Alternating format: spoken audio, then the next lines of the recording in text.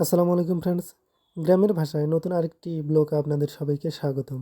আজকে নাকি টিসির পণ্য দেশে তো আমি মোর বড় ভাইয়ের গাড়িটা নিয়ে বের হয়ে পড়ল। তো একা একা গেলে কিন্তু টিসির পণ্য নিতে অনেক ভেজাল হয়, তা দুইজন মিলে যাবো। তার একটা ছেলে ডাক দিয়ে এটে তাকে কিন্তু উঠে নিল। মানে দুইজন গেলে কিন্তু অনেক সুবিধা, একজন লাইনে দাঁড়ায় আর একজন সিরিয়ালে দাঁড়ায়, তা অনেক সুবিধা হয়। এই কারণে দুইজন মিলে যাচ্ছি। তো গাড়ি স্টার্ট দিয়ে হারা কিন্তু যাওয়া শুরু করলো। তো রাস্তা যাচ্ছে, এই দেখো রাস্তার কিন্তু আমাদের নতুন কাজ শুরু হয়েছে।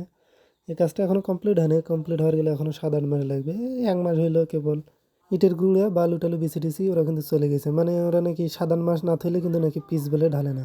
তো এইটা কিন্তু আমার এলাকার স্কুল। এই স্কুলে যদিও মুই লেখাপড়া করো নাই, মুই লেখাপড়া করছি ব্রাকত। মানে এটাই নেই, এটাই কিন্তু আমার এলাকার স্কুল।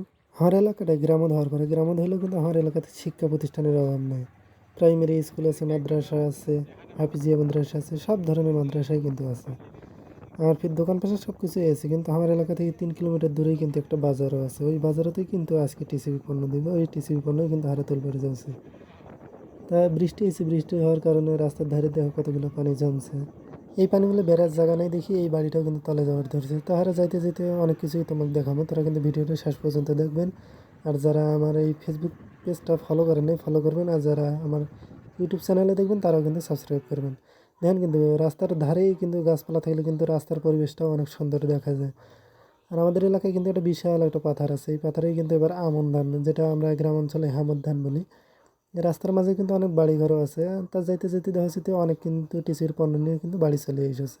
হারা কিন্তু একবারে দুপুর টাইমে বেড়াইছে, মানে দুপুর টাইমে যদি বেড়াই তাহলে কিন্তু অনেক ভিড় কম হয়, নাহলে কিন্তু অনেক ভিড় হয়। এই কারণে একবারে জহরের সময় বা 1টা 1:30 ওই টাইমে কিন্তু বেড়াইলে অনেক মানে ফাঁকা পাওয়া যায়।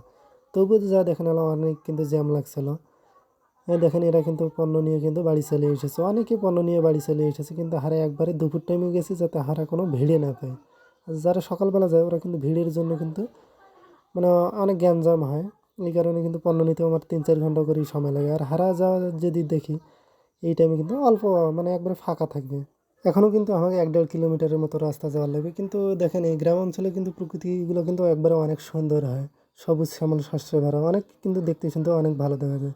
দেখেন এই ধানের গাছগুলো দেখেন কিন্তু অনেক সুন্দর। গ্রাম অঞ্চলের ভিউটাও কিন্তু অনেক সুন্দর হয়, কিন্তু যদিও যদি এটা যে কাঁচা রাস্তা হয় তাহলে তো একবার যাওয়াই মুশকিল।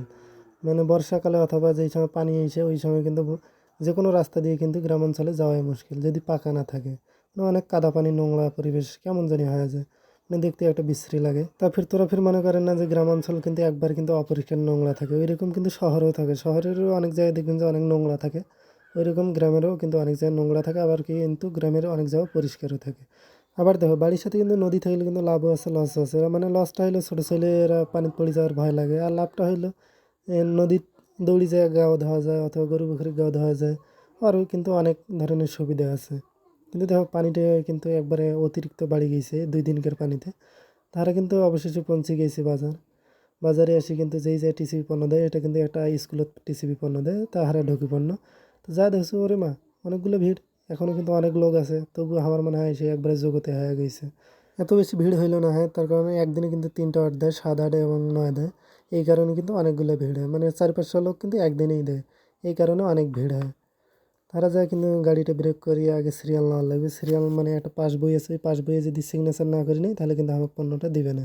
তো গাড়িটা ব্রেক করে হারে গিয়ে যায় আগে যে সিরিয়াল নেই, এই পাস বইয়ে সিগনেচার না নিলে কিন্তু আমার কিন্তু পণ্যটা দিবে না। দেখেন কতগুলো লোক, সবাই কিন্তু এই পাস বইয়ে সিগনেচার নেওয়ার জন্যই কিন্তু অপেক্ষা করেছে। তো অনেক তাড়াহুড়ো করার পরেও কিন্তু হারে কিন্তু সিগনেচারটা পাইছে।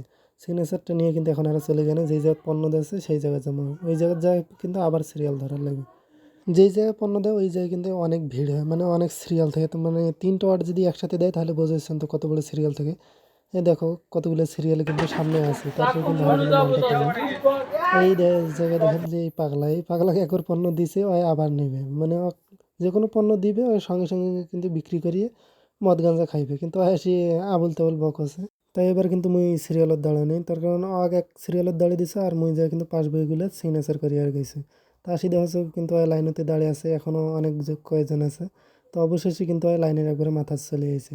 এখানে কিন্তু 320 টাকাতে 2 কেজি ডাল আর 2 লিটার কিন্তু তেল দেয়।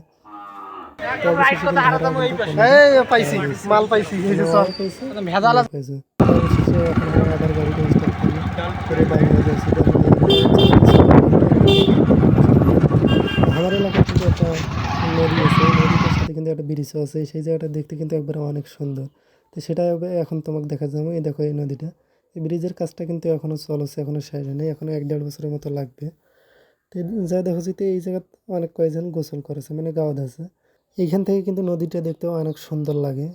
এতে মার মার ও ওই তো সাজে ভিডিও না করো ভাই আর ব্রিজটা যে কমপ্লিট হয় তখন কিন্তু আরো সুন্দর এত যে ফি উল্টো আমি যাচ্ছে রে, আমি এমনি দিয়ে পারো না মার দে রে তুই এটা দে দে দে এই ডিগবাজিগুলোও কিন্তু তোমাকে দেখাবো কীভাবে ওরা ডিগবাজি দেয়। আমার কিন্তু কোনো ভয়ে নেই, অত উপর থেকেই যে নদীর ঝাঁপ দেওয়াছে একজন ফ্রি ফায়ারের লোকের মতো একটা শট হয়, সেটাই কিন্তু দেখো ওরা কত দূর থেকে কিন্তু ডিগবাজি দিয়েছে।